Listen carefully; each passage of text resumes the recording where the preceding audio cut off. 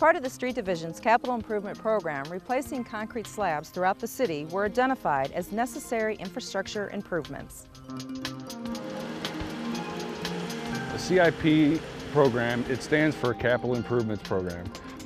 Basically what it is a systematic approach to street repair. What that is every couple of years we have engineers, city staff, they'll go around, they'll rate every street in the city segment by segment. They'll assign a number to that street segment based on a certain set of criteria, if it's got longitudinal joints, transverse joints, cracks, spalling, things like that. The lower the number, basically is what dictates the list of work that I go after every year.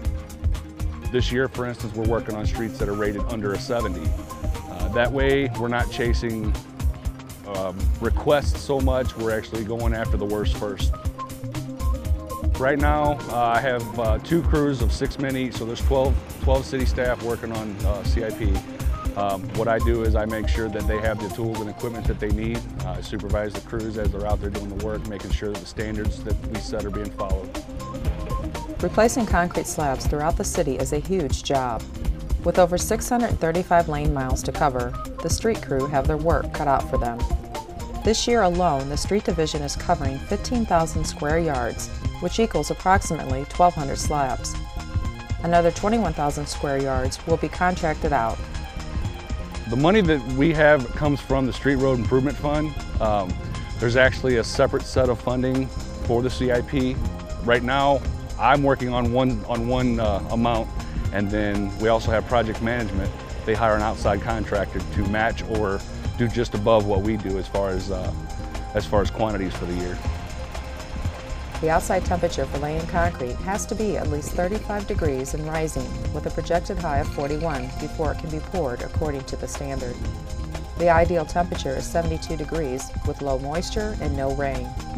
Fortunately, this year's weather has been perfect. Whenever it's warm like this, we usually can stay after it pretty hard. It does slow us down a bit if it gets to be too hot. It actually works against us. The concrete starts to set up a little faster. We spend more time trying to keep it from shrinking. Concrete has a tendency to shrink in the summertime, so we have to combat that. Our goal is to be done. We always set our goals high, so we strive for, we want to be done by probably July, mid-July. The O'Fallon Street Division would like to remind travelers to be safe when driving through work zones, not only for the safety of workers, but for drivers and pedestrians as well. Residents can make our job easier by, number one, slowing down in our work zones.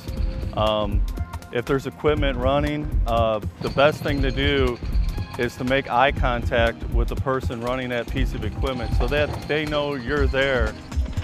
When you see a work zone and you may be a pedestrian and not even in a car, just walking down the sidewalk, you have to be aware of what's going on. As an operator, I'm loading a dump truck full of concrete debris. You can be walking on the other side of that dump truck, and if I don't see you there, I could be dumping concrete and it can roll off the truck and could hurt or kill someone. So that's why it's very important to let us know that you're there.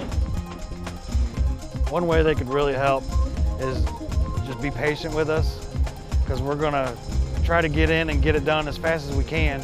If you can park on the same side of the street that we're working on, so you don't have to swerve in and out of cars in our work zone, especially the buses.